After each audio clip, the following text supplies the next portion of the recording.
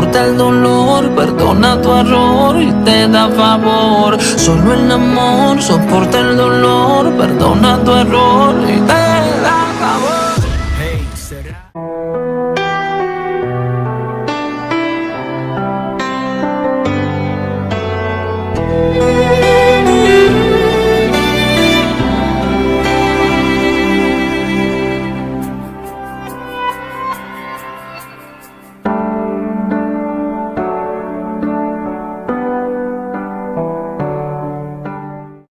Qué gran bendición que estés conectado a estos podcasts de verdad y vida. Así es un gran privilegio, una gran emoción el poder estar aquí otra vez conectados. Así que te invitamos a que compartas estos podcasts y que prestes mucha atención a lo que el día de hoy se va a hablar. Y hoy tenemos nuevamente a una invitada de lujo. Mar, ¿cómo has estado? Muy bien, muchas gracias, pastor. Muchas gracias, Helen. Y bueno, pues sin más preámbulo, vamos a empezar con el tema que hoy traes, que yo sé que ha nacido del corazón del Padre para todos nosotros y para todos los que nos están viendo.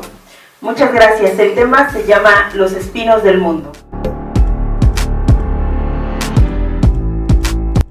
Quisiera comenzar haciendo alusión a la siguiente parábola, la del sembrador. Y vamos a ir a Lucas capítulo 8, versículo del 4 al 8. Y nos dice: juntándose una gran multitud y los que de cada ciudad venían a él, les dijo por parábola: el sembrador salió a sembrar su semilla, y mientras sembraba, una parte cayó junto al camino y fue hollada, y las aves del cielo la comieron. Otra parte cayó sobre la piedra, y nacida se secó porque no tenía humedad. Otra parte cayó entre espinos, y los espinos que nacieron juntamente con ella la ahogaron. Y otra parte cayó en buena tierra, y nació y llevó fruto a 100 por uno. Hablando estas cosas, decían a gran voz: el que tiene oídos para oír, oiga. Esta parábola habla de la semilla, que la semilla es la palabra del Señor y la tierra somos nosotros. Mediante esta enseñanza nos indica que cada vez que la palabra de Dios es predicada, quienes escuchan pueden formar parte de estos 4 grupos. El primer grupo es la semilla que cae junto al camino. Esta tierra es la más dura, porque es la más transitada, por lo cual la semilla no entra. Muchas personas escuchan la palabra, pero su corazón ha sido endurecido por las huellas de las amargas experiencias, y al escucharla no entienden nada. En este punto tenemos que tomar en cuenta que siempre la persona que recibe la palabra con ese gozo, con esa alegría, es como el campesino que prepara la tierra, donde la semilla es lanzada y la semilla cae y entonces empieza a dar un buen fruto. Acá, ¿verdad? Podemos ver, como lo acaba de mencionar Mar y lo acaba de leer Helen, que cuando la tierra ya está muy endurecida por todos los conflictos, por las situaciones, pues la semilla no da fruto, no siembra, no muere para que pueda crecer el fruto. Esto también nos habla acerca de un nuevo nacimiento. Y esta situación pasa cuando las personas verdaderamente no están poniendo sus ojos en el autor y consumador de la fe, que se llama Jesús.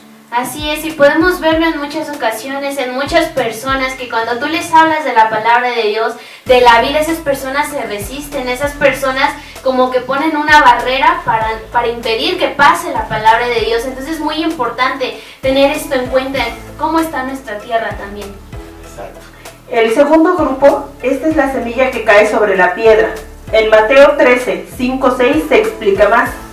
Aquí nos dice: parte cayó en pedregales donde no había mucha tierra y brotó pronto, porque no tenía profundidad de tierra, pero cuando salió el sol se quemó y como no tenía raíz se secó. Esta habla de personas que reciben la semilla, incluso van a la iglesia, pero saliendo se secan porque no profundizaron en Dios. Claro, son aquellas personas, ¿verdad?, que les hablas del evangelio, se emocionan tanto y dicen: hoy voy a cambiar mi vida, hoy voy a vivir para Cristo. Pero una vez que ponen un pie en la calle, al salir de la iglesia, como bien lo acabas de mencionar, Mar, ahí se les acabó la emoción y empiezan a sentir el calor del sol y empiezan a ver que no tienen raíces, no tienen cimientos, no tienen fundamento y su corazón es duro.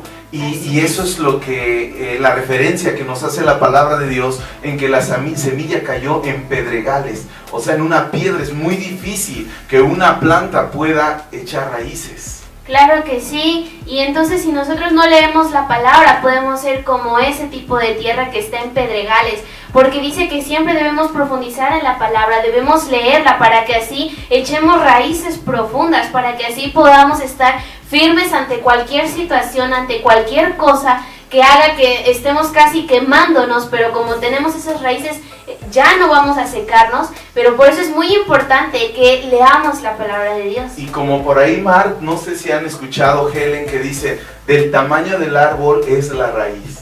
Por eso es que muchas veces hay unos árboles grandes y vienen fuertes vientos y el árbol permanece firme, las hojas se mueven, pero el árbol, el tronco, se encuentra firme. Esas son las semillas que tienen raíz. Si esos árboles grandes no tuvieran esa raíz tan grande, con un fuerte viento inmediatamente el árbol caería hacia la dirección que el viento quisiera que cayese. Esto de hecho nos lleva al tercer grupo.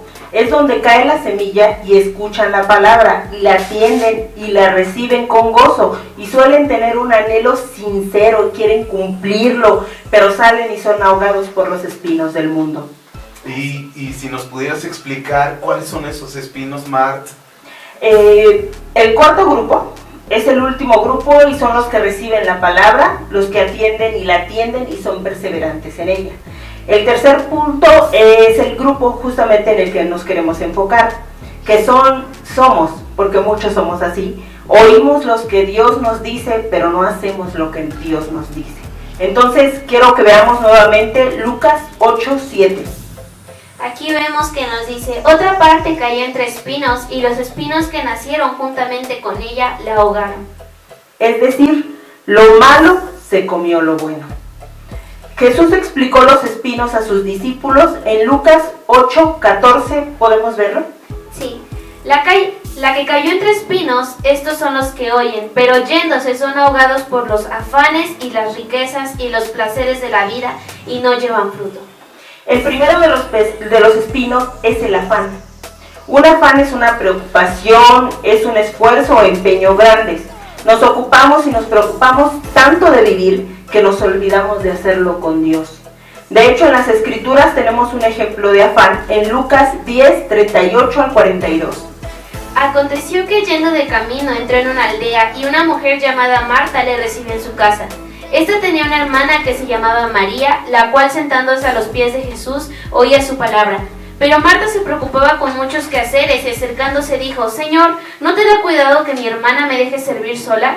Dile pues que me ayude. Respondiendo Jesús le dijo, Marta, Marta, afanada y turbada estás con muchas cosas, pero solo una cosa es necesaria, y María ha escogido la buena parte, la cual no le será quitada.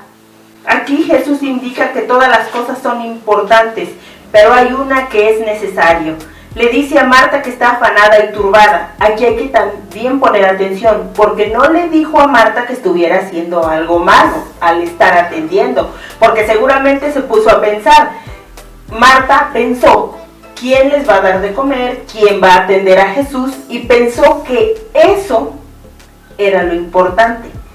Estaba turbada, y cuando una persona está turbada, está confundida hasta el punto de dejarla sin saber qué hacer.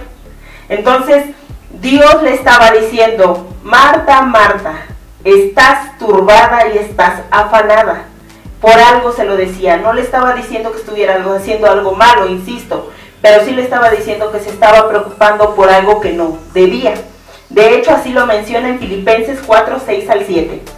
Aquí nos dice, por nada estéis afanosos, sino sean conocidas vuestras peticiones delante de Dios en toda oración y ruego con acción de gracias.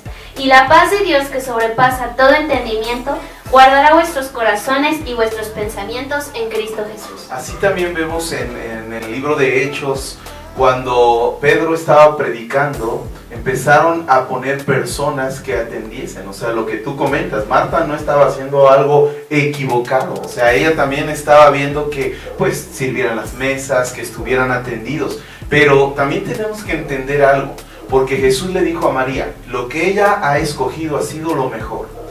Con esto no queremos decir que lo que hizo Marta estuvo mal, no, sino que también no debemos descuidar esa parte de intimidad, esa parte de adoración. Tenemos que saber cuándo es que hay que activarnos y hay que saber cuándo es el tiempo de intimidad con nuestro Señor Jesucristo, con nuestro Padre. Otra de las cosas en lo que mencionas acerca de la semilla que cayó en los espinos, ¿cuántas personas no son llamadas por Dios y tienen un propósito por Dios? Y Dios ha puesto personas alrededor de ellas que les han hablado y ellas han recibido la palabra, han recibido esa semilla y están emocionadas. Pero cuando llegan con sus padres, cuando llegan con sus hermanos en su trabajo, les empiezan a ahogar, porque les empiezan a matar todo aquello que Dios puso en su corazón y ese propósito que ellos tienen. Muchas de las veces la sociedad la empieza a ahogar, empieza a venir el trabajo y empiezan no viendo a la fuente de vida, al dador de todas las cosas, que es nuestro Señor Jesucristo. Así es, ese es el problema, que estamos tan acostumbrados a vivir en el mundo que siempre ponemos los quehaceres de la casa, los estudios, el trabajo primero, y debemos de entender que lo primero es Dios. Así es, y aquí podemos ver que si lo ponemos en contexto con nuestra vida, Jesús nos está diciendo, ok, está bien que trabajes, está bien, pero recuerda que siempre mi relación contigo es primero, porque muchas veces hemos escuchado testimonios, ¿no?, de personas de, oye, ¿por qué no viniste a la iglesia? O ¿por qué ya no estás conectándote, no has venido? Y es que el trabajo, o es que tuve mucha tarea, o es que mi familia. Entonces debemos siempre poner por prioridad a Jesucristo en nuestro corazón y que los afanes no nos llenen y no nos sequen. Sí, porque muchas de las personas, ¿verdad?, en lugar de buscar la fuente de vida, van a otros lugares. En lugar de venir al dador, a quien es el creador de todas las cosas, el Dios de lo imposible, van a otras cosas. Una persona que se enferma, lo primero que tiene que hacer es buscar al Señor. Y después de buscar al Señor, puede ir a visitar al médico, a la persona correcta, a la persona que Dios puede utilizar para su sanidad, pero nunca anteponerlo ante Dios. O sea, Dios tiene que ser la parte principal de toda persona. Así es. Con esto vamos a ver el segundo de los espinos, que es la riqueza. El dinero en sí no es el problema. Veamos 1 de Timoteo 6:10. Porque raíz de todos los males es el amor al dinero, el cual codicionando algunos se extravieron de la fe y fueron traspasados de muchos dolores. El problema radica en el amor que le tengas al dinero. Bien dicen, no puedes amar a Dios y al dinero al mismo tiempo. Claro, porque cuando una persona empieza a vivir por el dinero, entonces el dinero se empieza a volver un Dios para esa persona. Entonces su vida se la rinde al dinero y se olvida de que Dios es la verdad, de que Dios es la vida, de que Dios es el que provee todas las cosas, como dice por ahí en Mateo. Mas buscad primeramente el reino de Dios y su justicia, y todas estas cosas os serán añadidas. Y como bien dices, Mark, el dinero no es lo malo. Lo malo, la raíz de todo, lo que pudre el corazón de la persona, por así decirlo, es ese amor hacia el dinero. Es correcto. Claro que sí. Y aquí podemos ver que, como dice en 1 Timoteo, que dice, se extraviaron de la fe. O sea, por buscar esa riqueza, dejaron atrás la fe que tenían en Jesús, el evangelio. Ellos lo olvidaron y decidieron caminar por ese camino de amor al dinero y se olvidaron de Jesús. Entonces es muy importante lo que viene en la palabra de Dios, porque hay que tomarla por obra. Y entonces debemos siempre tener conscientes que el amor al dinero no es bueno para nuestra vida. El tercero de los espinos de los que nos habla Jesús son los placeres de la vida. Hay muchos placeres de los cuales podemos gozar, eso no es malo. Si nosotros dormimos una siesta, no es malo, hasta vamos a decir qué placer tan grande porque hemos descansado. El problema es si esa siesta ya se hace permanente o si preferimos eso, entonces ya caemos en cometer flojeras, entonces ya ahí es un problema. Por ejemplo, si nos invitan, a nosotros nos gusta comer, y nos invitan a comer un domingo, es un placer comer algo rico, todo el mundo lo hace y a mucha gente le gusta, pero hay que tomar en cuenta también que si preferimos ir a la comida antes de venir a escuchar la palabra de Dios, entonces ahí el placer ya rebasó a Dios y ahí estamos cometiendo un error. Exactamente, estamos cometiendo una fornicación, no sexual, pero sí espiritual.